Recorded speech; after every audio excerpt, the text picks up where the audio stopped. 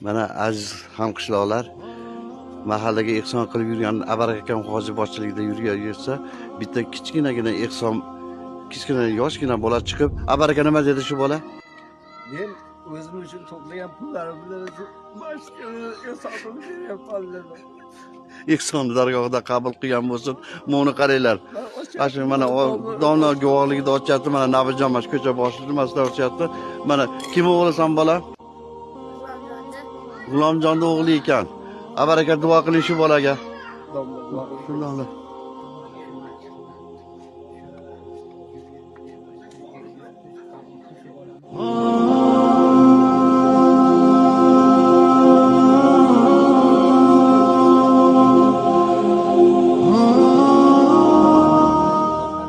Allohu akbar.